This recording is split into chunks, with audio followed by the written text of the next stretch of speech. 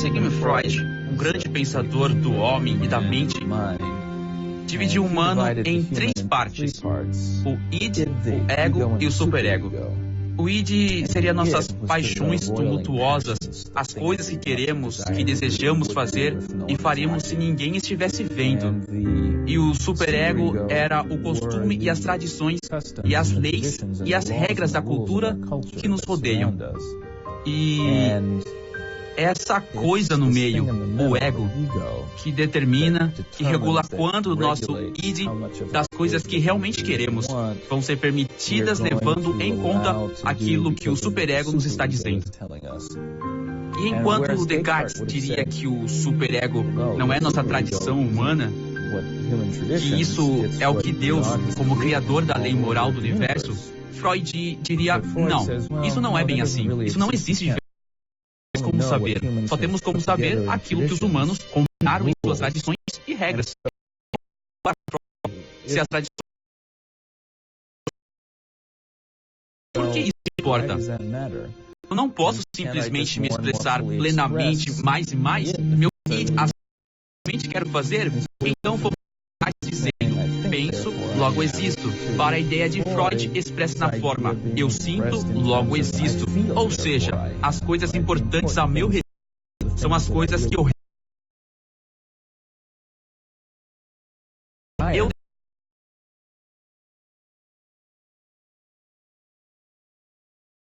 formado. Ação física é o que eu quero fazer com essas coisas.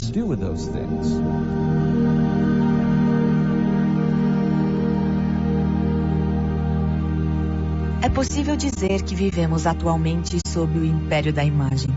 E não apenas da imagem como registro, mas da imagem como porta-voz da mensagem. As imagens são trabalhadas para apelar diretamente às nossas emoções e às nossas paixões. Sem critérios para lê-las, sem saber discernir, consumimos as imagens como entretenimento, como informação, como fonte de conhecimento, como religião.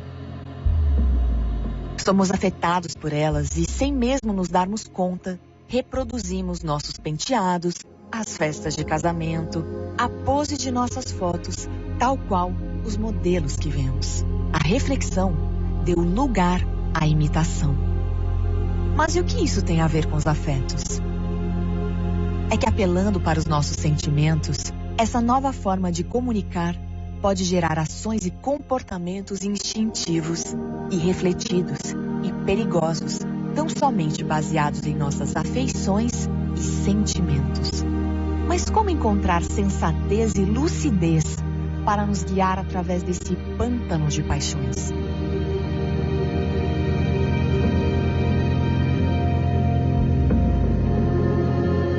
O que eu creio que existe hoje é uma tentativa de você, digamos, excluindo o Deus da realidade, você fabricar afetos que são afetos considerados confortáveis, né? Afetos que geram alegria, que geram bem-estar subjetivo.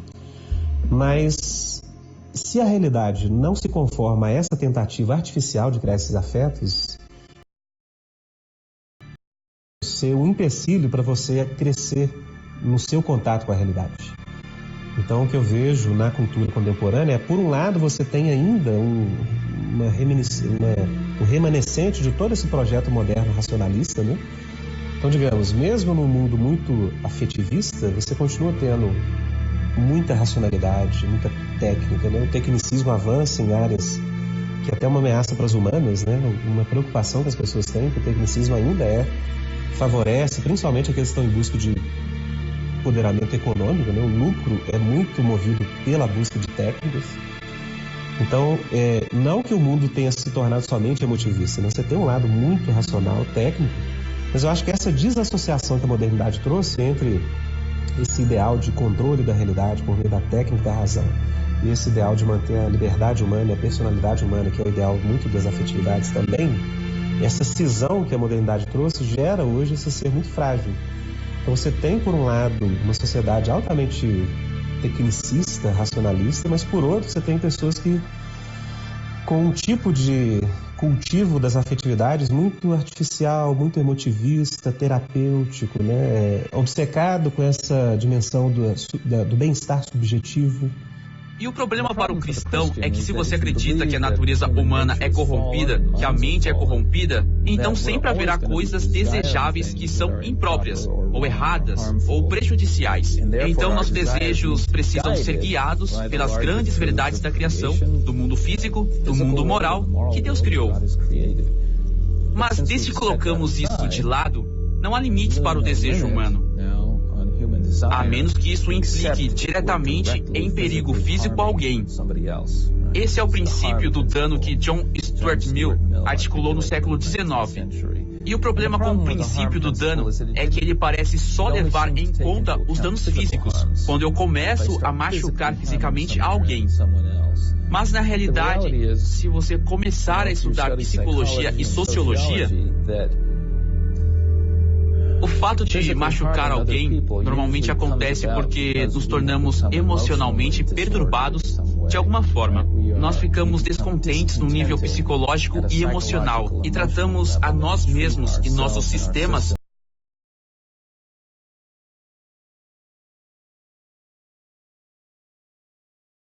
que